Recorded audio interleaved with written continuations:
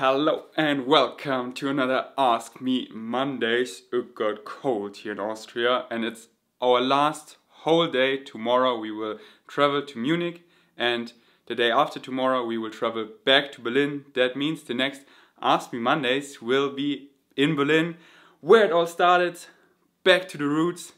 Let's dive into your questions. I found myself in a situation recently. What do you eat when you're really sick? Like throwing up and stuff. Fruits contain too much acid to be eaten in the situation, right?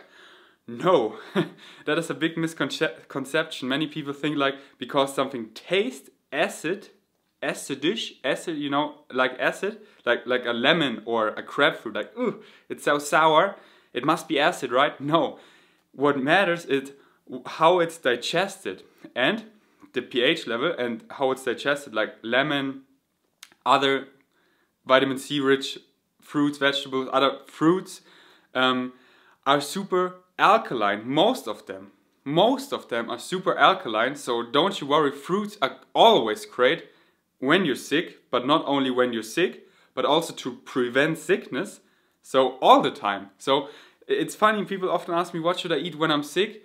The same stuff you should eat all the time, just healthy foods to prevent your sickness and then to get rid of your sickness. So always eat a variety of fruits, vegetables, legumes, whole grains, nuts, seeds, herbs, spices, mushrooms and other plant-based products you enjoy.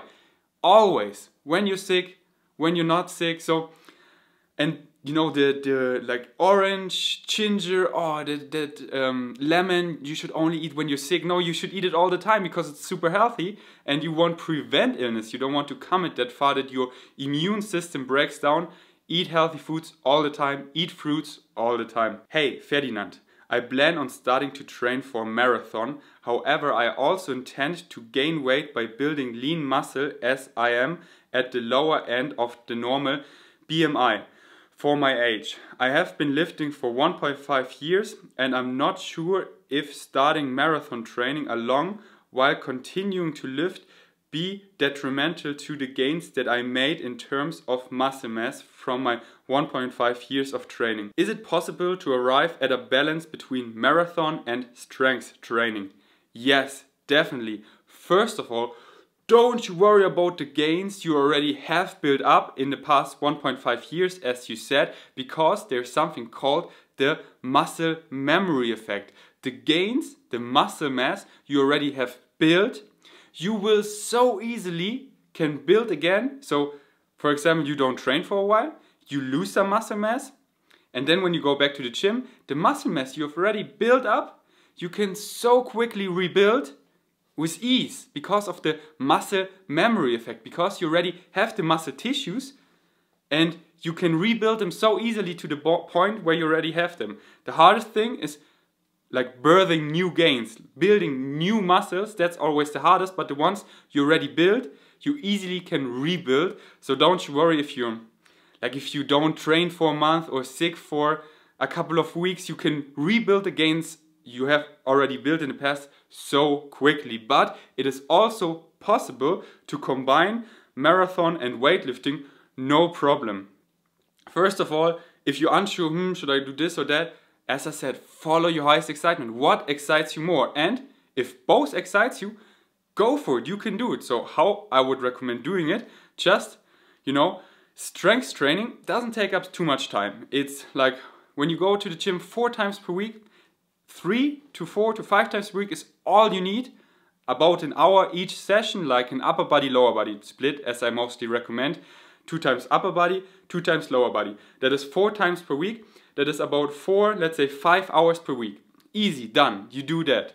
Then you do your marathon training. I'm not into marathon training, so I don't know how much time it takes. But just eat enough. That is the most important thing, that you don't, because when you do marathon training, also you burn tons of calories, that you're not in a caloric deficit or not in a big caloric deficit over time, because then muscles are a luxurious product. If you're in a caloric deficit over time, there's no capacities to build muscles and you can even lose muscles. So eat enough calories, preferably be in a slight caloric plus or your maintenance calories. And you just need to figure out how much you burn by all that marathon training as well, but you can easily combine it, no worries. Our body is capable for so much, it's crazy, and you can maintain it, just eat enough.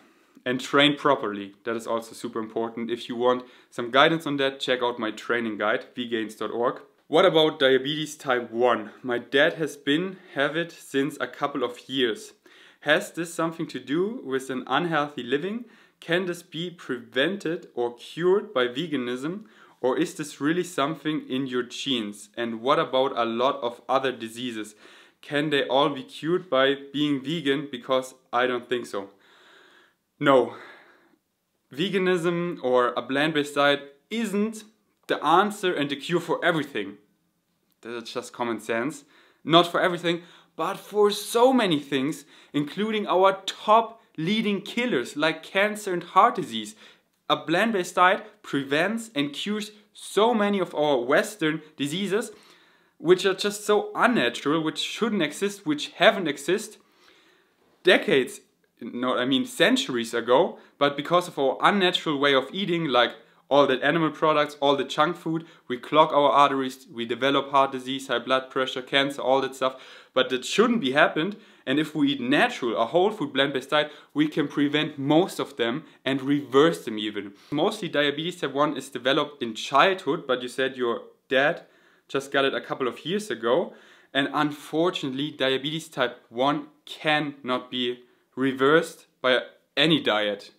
Diabetes type 2 can be prevented and reversed in a matter of weeks by a plant-based diet, but diabetes type 1 unfortunately not, because diabetes type 1 belongs to, is an autoimmune disease, and an autoimmune disease is when your body incorrectly identifies his own useful cells as an attacking organism. And what is often triggered is eating dairy. Unfortunately, yes, dairy is a big cause of triggering diabetes type 1, which often people suffer for the rest of their lives. It's so unfortunate. That's why, especially when you have an infant, no dairy for your infant, please. Your infant, your baby could suffer diabetes type 1 for the rest of their life because dairy strongly triggers diabetes type 1.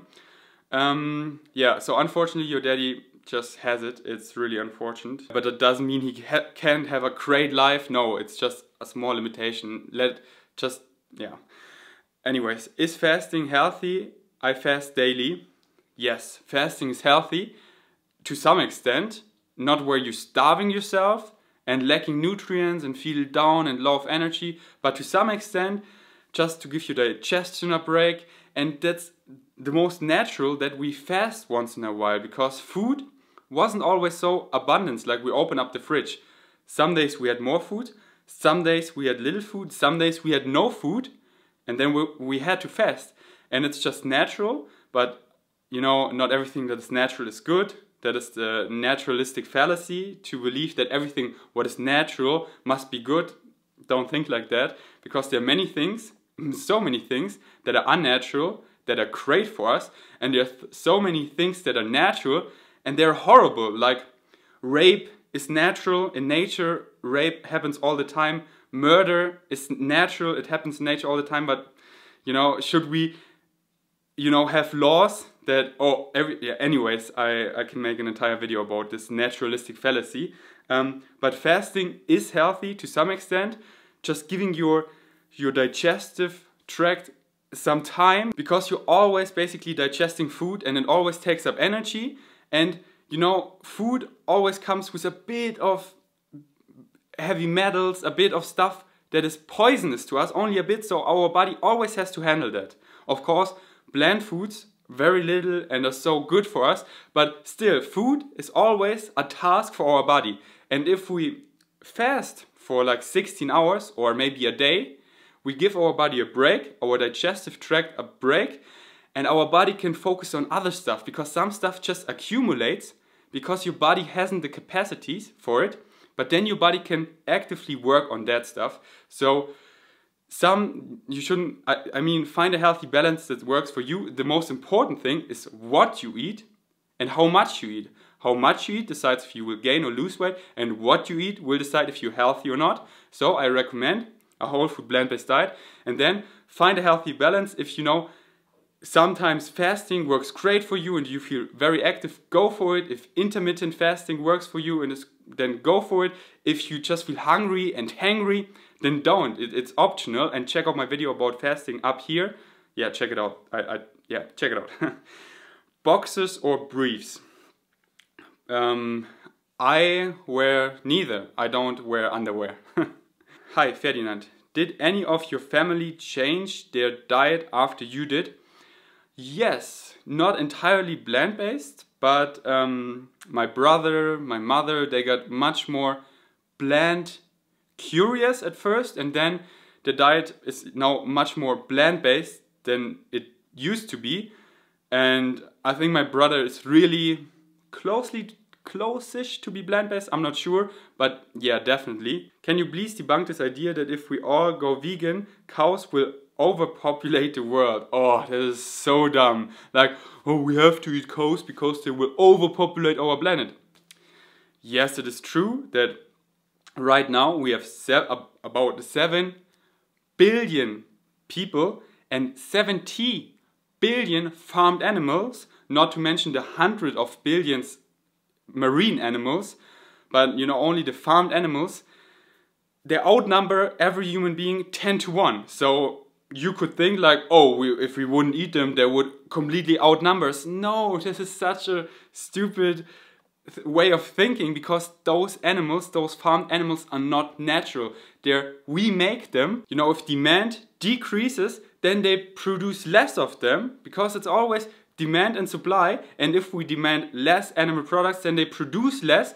And it's not like that the world is going vegan overnight. No, it's a gradual process. And the less we eat animal products, the less animals are produced, the less animals for factory farms exist, and the less and less we eat them, the less exist. And if we stop eating them, then they just don't produce them anymore. And even if the world go plant-based overnight, let's just assume this, yeah, then what they would do, we have all the farmed animals, and then they see, oh, there's no demand for it, so they just a massive slaughtering would going on. They kill them all, and then that's it. No new farmed animals would be born because they're not natural. We make them. So they just wouldn't exist. That's as simple as that. And then nature could flourish, nature could bloom, all the wildlife could come back, all the habitats could come back, all, you know, what animal agriculture kills. Watch the documentary Cowspiracy. It's so sad that animal agriculture is the leading cause of wildlife destruction, wildlife habitat destruction, and kills about 100 species of plants and animals every day, go extinct because of animal agriculture. Yes, so it would be great if we go vegan and the animals are unnatural and wouldn't exist. If there's no demand, they don't make it. They switch their model to plant milk instead of dairy milk, to vegan meat instead of, you know, animal meat. And a lot of huge companies have already done the switch because the demand for plant-based products increases drastically, like for plant milk and soy and vegan meats, and the demand for animal products decreases in Western countries. So many big companies, they just switch their models from dairy milk to almond milk, and that is great. And then, you know, dairy cows they used to produce, they don't produce them anymore. I really want to open an animal sanctuary when I'm older. I'm 16 now, but I don't know if that's possible. What do you think? Should I first get a real job, save money and open a sanctuary, or just go all in and see how it goes? I would say, as I always suggested, follow what excites you. If opening up a sanctuary is your highest joy, go for it and you will succeed. If you're unsure, it's something, yeah, kind of is exciting for me, but this job is also, find what excites you and go for it. Can you do it? For sure, there's so many ways. You can do crowdfunding, and most of the sanctuaries are donation based. Just, you know, start on social media and promote let them know what you plan, what you want to do, and then find a farm or something that would be affordable, somewhere where it's not so expensive. Rescuing some animals, it's also often you can rescue them for free. You just, you know, people just give them to you because they rescued some animals and they're, where can I bring them to? And then let people be aware, they will donate and show them, and yeah, that the compassionate side, that people make the connection. And I don't know, I haven't thought about a plan how to do it, but figure it out and follow what excites you. And if it excites you, you definitely should do it, and you can succeed. There's so many ways. Just figure it out on the way and just move into that direction. And you don't have to have a fixed plan at the beginning. Just move into that direction and it will all figure itself out on the way. Hey Vegans, how old are you? You look really good and great skin. Thank you. Are you ready? I'm 24. Yeah. But you know, age for me doesn't matter at all. I never identify with my age like, oh, I'm 24 now, I have to act like an adult. No. Because and then you're like, oh, I'm 30 now, kind of get old, because then you associate yourself with others who are that age and you automatically grew older. That's what I believe in. So it's, and that is a fact. That is the placebo effect. There was a great study about the placebo effect. They took 80-year-old people, I don't know the population, but quite a lot. They took them and they built an environment that completely reminded them of being 20 years younger. They played the music from the 20 years ago, the same food, the same newspapers, the same TV shows, everything. The same furniture 20 years ago. And what happened, because the environment shapes you so often unconsciously, what happens, that their sight got better, their bone structure got stronger, everything in them got older. Of course, I mean younger. Because they thought they're younger, 20 years younger. But then, after this experiment, they got back into their old environment, and almost all of them got older again, because they're reminded like, oh, I'm so old, oh, this is my environment now. It's crazy, so that's why I never identify with how old I am. I'm just young, I'm capable, I'm active, I'm healthy, and I always want to stay this way. And I'm not like, oh, I'm not this old and supposed to. And no, I play around, I'm childish, I never identify with my age, and I just, you know, feel young and full of energy, and that will never change, I have no doubt. So read You Are the Placebo, the study was in there. I did, yeah, it's great when you read it. I just described it like that much. Whew, okay, I end it here. I have lots of things to do. As I said, it's our last day. We need to pack. We need to clean up the apartment, the house, I mean. I need to train, that's what I do now. Train my upper body and all that stuff. So excited for just my kitchen in Berlin again. Having a food processor and a Vitamix. On Wednesday we go to the organic store, buy so many bananas, let them ripen, freeze them, and then ice cream again. I will make so much ice cream and smoothie bowls again. That's what I truly missed here. But eating porridge every day is also great, I can't complain. Anyways, so looking forward for your new questions down below. Thanks for watching, until next time, peace. Let's show Kiwi right here, because she's so cute. Oh, Kiwi? Kiwi? Hallo. Hallo.